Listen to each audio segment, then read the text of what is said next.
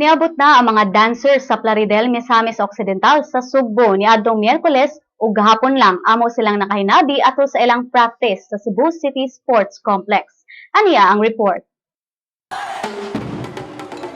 Andam na ang mga contingents para sa free interpretation ug sinulog-based categories karong Domingo, ilabi na ang mga dancers gikan sa Plaridel, Misamis Occidental.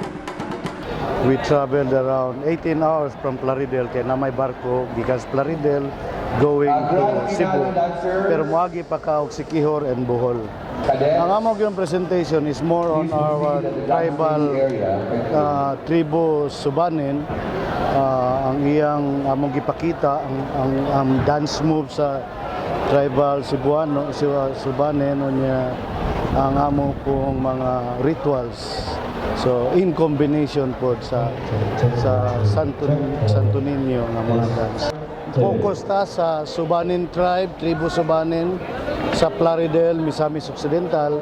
Kaya we will be presenting new dance steps, tribal moves and mga tribal activities.